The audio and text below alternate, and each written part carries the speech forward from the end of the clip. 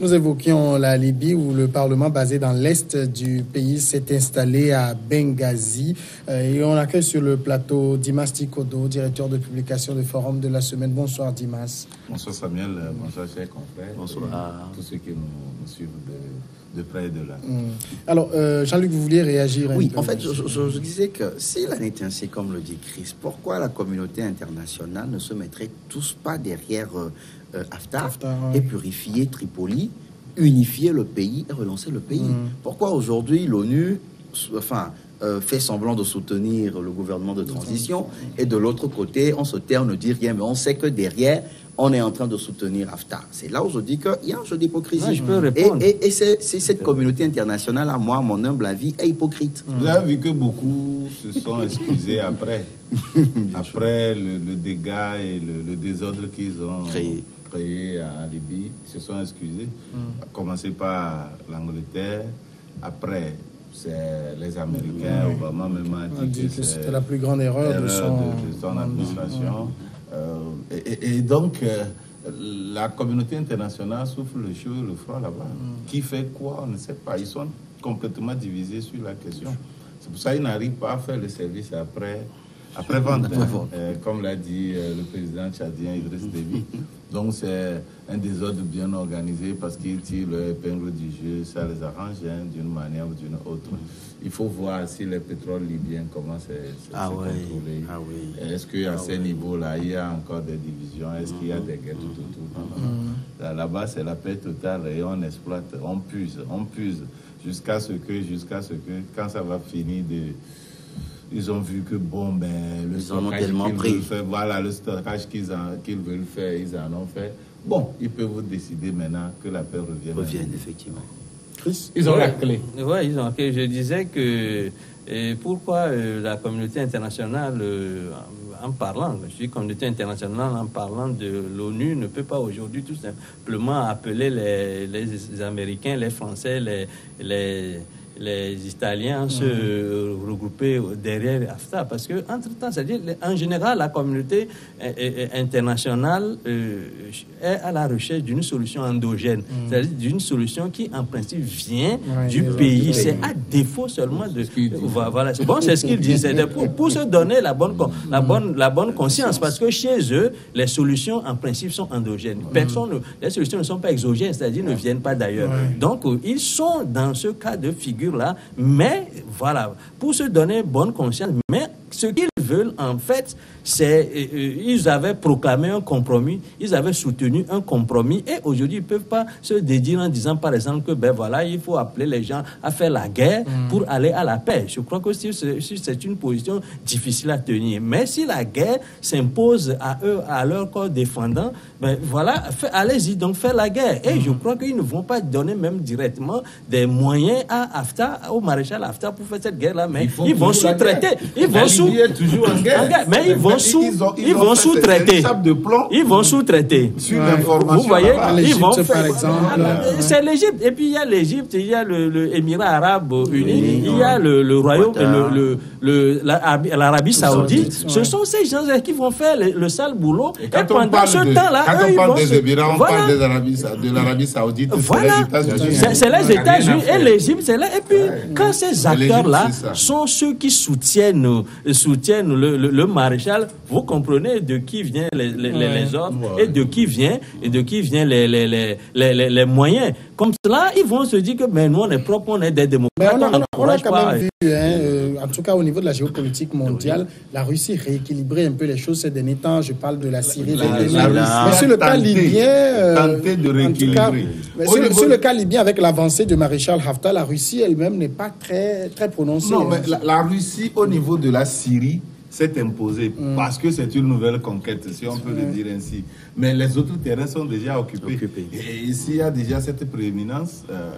Il ne pouvait rien faire. Donc, mais il faut dire aussi que la Russie n'a pas les moyens de cette projection-là. Non, qui pourrait les moyens. Non, c'est-à-dire que la Russie ne veut pas déployer ses moyens. Non, c'est-à-dire que la Libye est un vieux monde, mais quoi qu'on dise, la force de frappe financière dont disposent les Américains appuyée dans ces circonstances-là par les Occidentaux, cette force-là ne peut pas égaler celle que peut déployer la Russie. Parce que de ce côté-là... La Russie ne veut pas, c'est pas parce que la Russie n'a pas ses moyens. Non, ce n'est pas aussi simple que ça. Non, la Russie en a. Parce que vous voyez que depuis que Poutine est venu, Poutine pratique pratiquement une politique d'autarcie.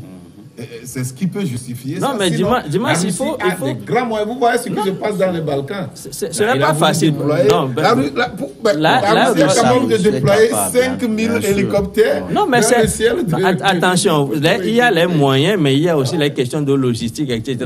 Lorsque vous prenez les Américains, par exemple, combien de bases... Les Américains font Non, il y a la réalité, Dimas. Parce que lorsque vous prenez, ils ont des centaines de bases à travers le monde. Et ces bases-là sont entretenues. Or, la Libye n'en a pas plus de 10. Donc, c'est la Russie n'en a pas, par exemple, plus de 10. Parce qu'il y a question de moyens aussi. Donc, je crois que sur il faut creuser davantage.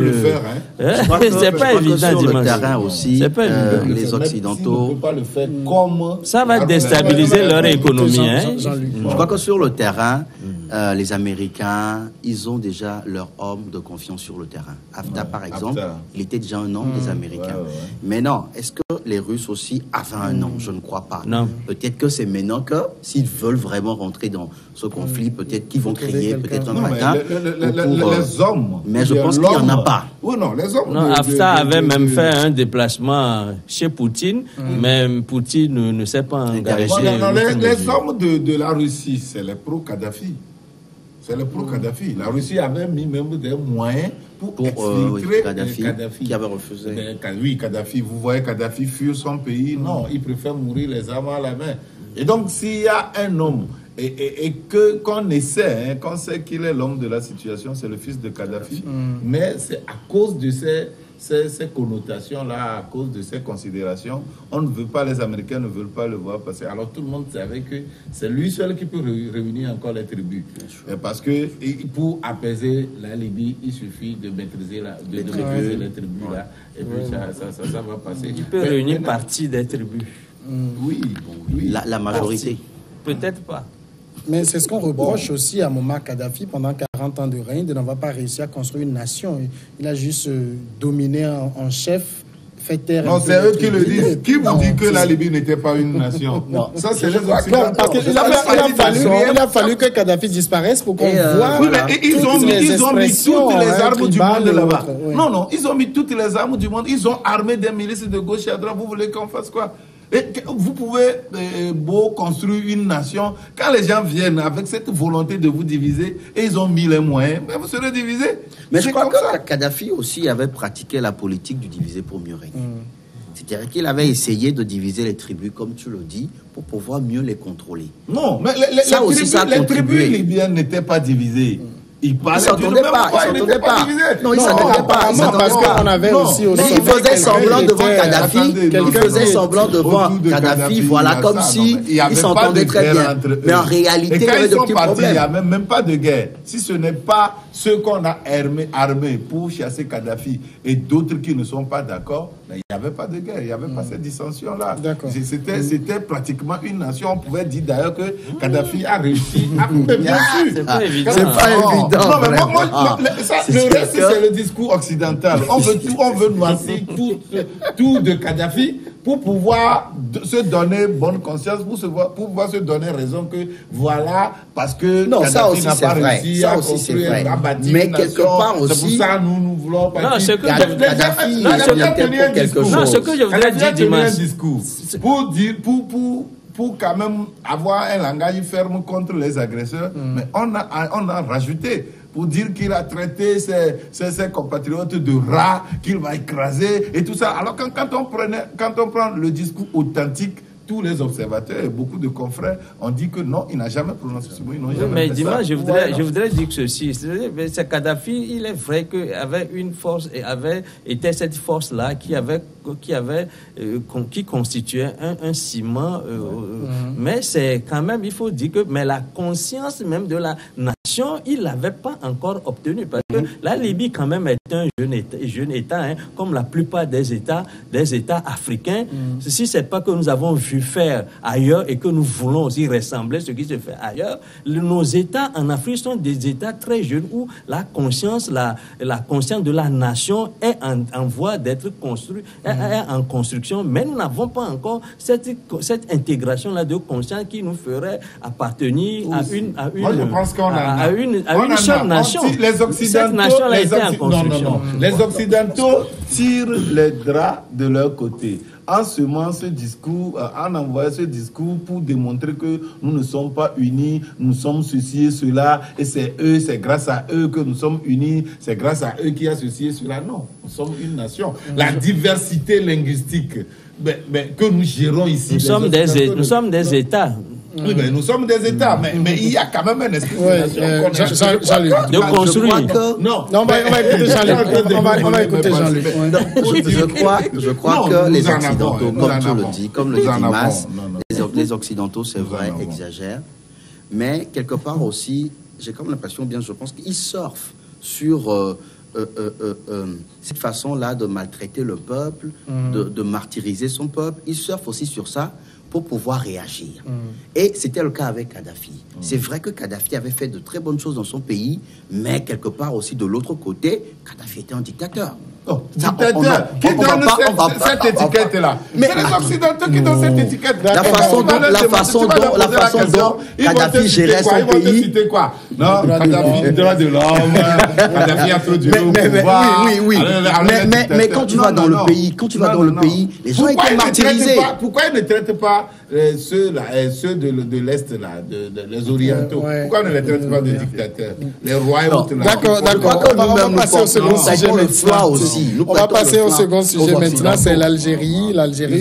Une quarantaine de maires sur les 1500 que compte le pays ont annoncé dimanche leur refus d'encadrer l'élection présidentielle du 4 juillet prochain en signe de soutien à la contestation en cours contre le régime. Le président par intérim Abdelkader Ben Salah a annoncé mercredi l'organisation d'un scrutin présidentiel le 4 juillet pour trouver un successeur à Abdelaziz Bouteflika qui a démissionné après avoir été lâché par l'armée.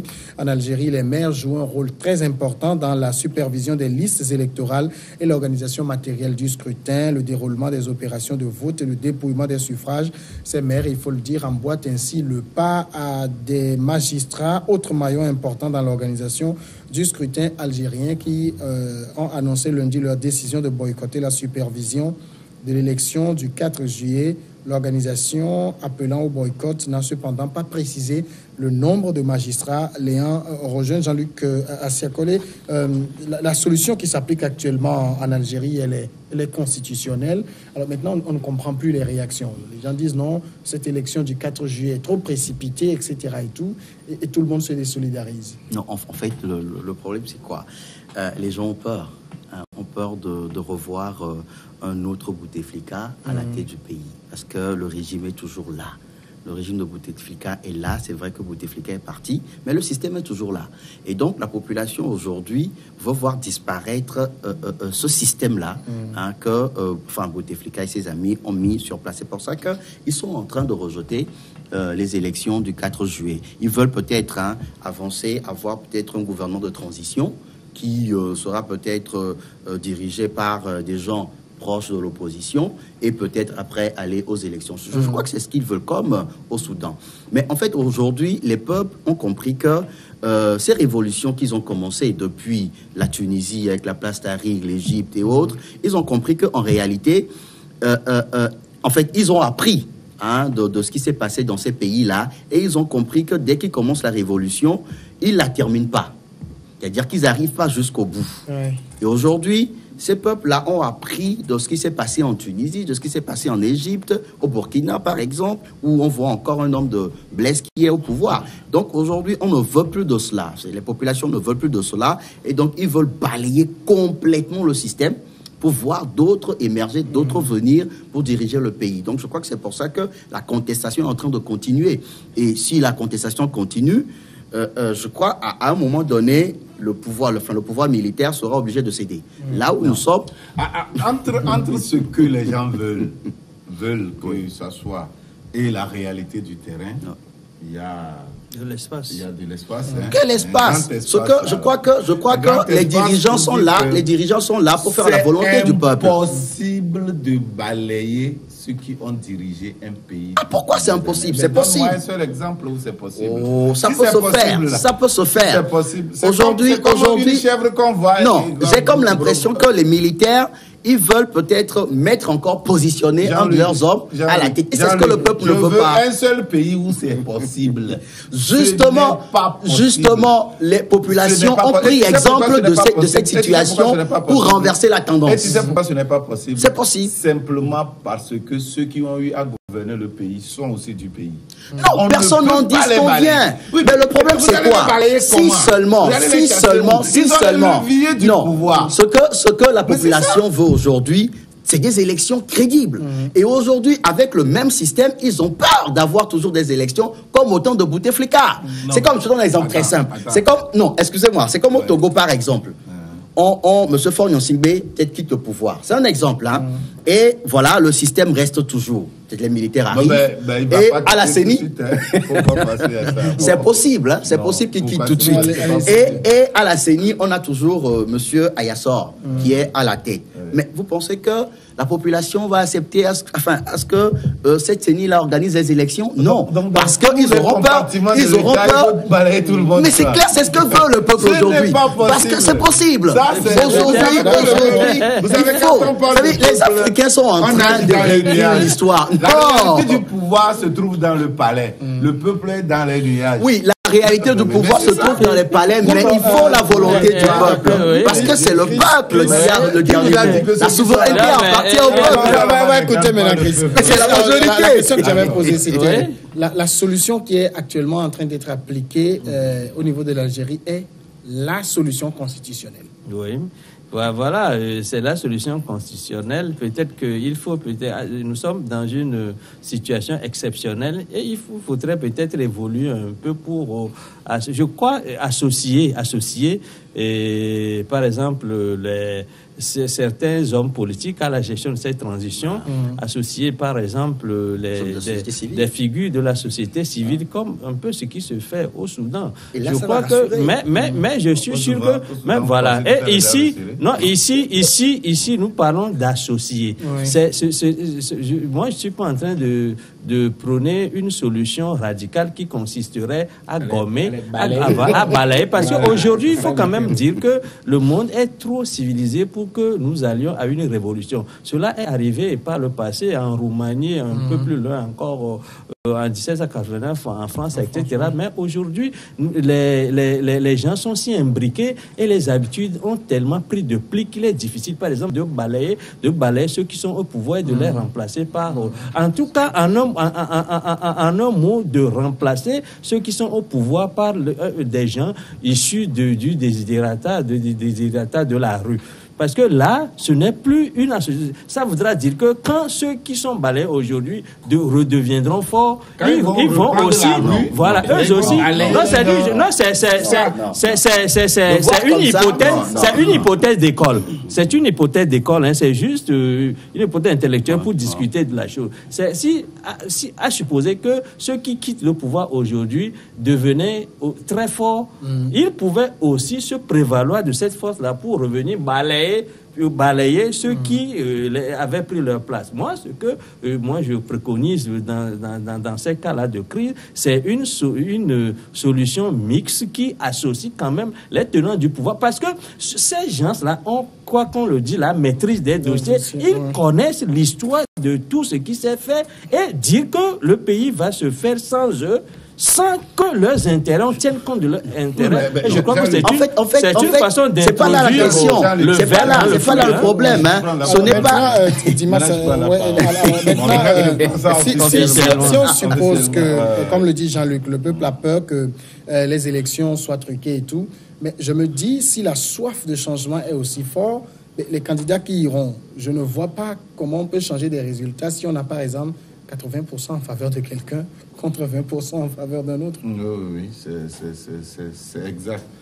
Mais ce que moi je voudrais dire simplement, c'est que à chaque fois qu'on veut mettre certains de côté et aller seul. Là, justement, personne ne dit ça. Non, mais c'est ça. Quand on va balayer les gens, c'est parce qu'on veut les mettre de côté. Pas les renvoyer du pays. Mais les mettre de côté de la gestion du pays. Parce qu'ils ont échoué. Non, à chaque fois que c'est fait, ça n'a jamais marché. Prenez simplement l'exemple du Togo. Nous nous sommes réunis. On avait dit que le RPT n'a pas bien fait. Et nous nous sommes mis entre nous pour sortir une constitution que le RPT est venu contester. Et quand le RPT est venu contester, le RPT avait approuvé cette constitution de Dimas. Oui, mais de quelle manière? Parce que Dimas avait accepté. À contre-cœur, bien sûr, à contre-cœur. À contre-cœur, on avait bien expliqué cela et à Dimas. Ce n'est pas qu'il n'a pas compris, mais il a fait compte tenu de l'ambiance dans le pays.